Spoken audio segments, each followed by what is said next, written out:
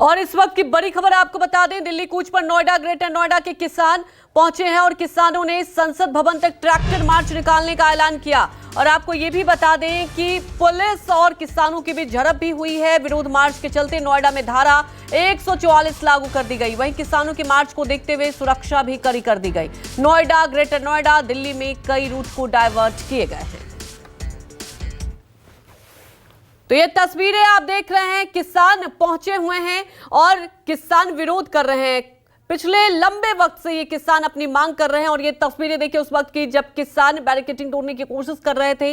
किसान और पुलिस के बीच यहां झड़प हुई है। तस्वीरें आपके सामने है। संसद घेरने का ऐलान और पुलिस ने, जी हां, पुलिस ने कई किसानों को हिरासत में लिया है। ये तस्वीरें आप देखिए, हिरासत में लिया है। बस में किसानों को बैठाया जा रहा है। यहां पहली तस्वीरें देखिए जब किसान आगे की तरफ कूच कर रहे थे। दरअसल कई जगह डाइवर्ट किया गया है रूट को और किसानों को रोकने के लिए बैरिकेडिंग भी लगाई गई है।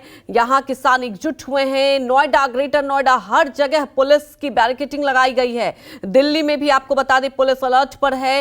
पुलिस और किसानों में झड़प हुई है। दरअसल किसान आगे संसद भवन की तरफ कूच करने का प्रयास कर रहे थे।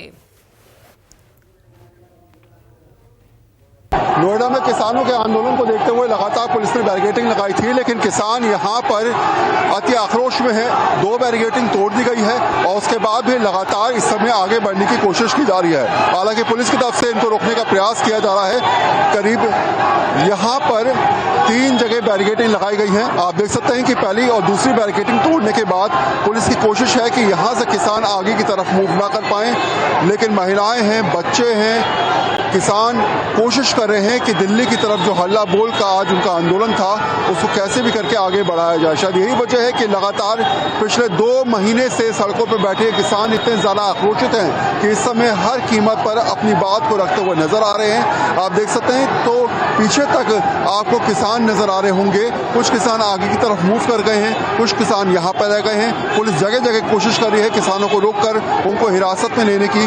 दिल्ली के सेक्टर में जाने के लिए विभाग की तरफ कोशिश की गई है उनको रोकने के लिए। इसके अलावा नोएडा की तरफ से निकलने की जो रास्ते हैं उनको ब्लॉक किया गया है।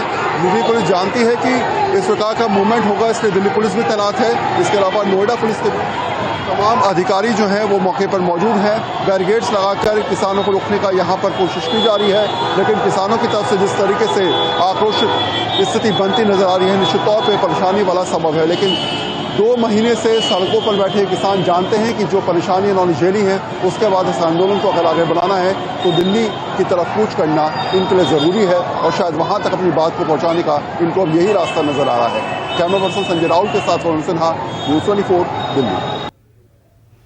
तो देखिए जगह जगह हमारे सहयोगी भी डटे हुए हैं और सीधे तस्वीरें हमें ग्राउंड जीरो से दिखा रहे हैं। सबसे पहले रुक कर लेते हैं वरुण सिन्हा का। यूसुफ खान भी हमारे साथ जुड़े हुए हैं।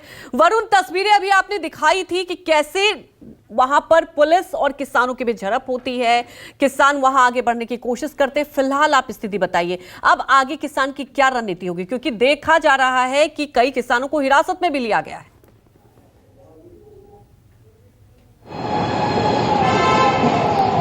देखिए करीब 50 से ज़्यादा किसानों को हिरासत में लिया गया है। इसके अलावा आप देख सकते हैं कि अभी भी यहाँ पर नोएडा पुलिस के जवान मौजूद हैं।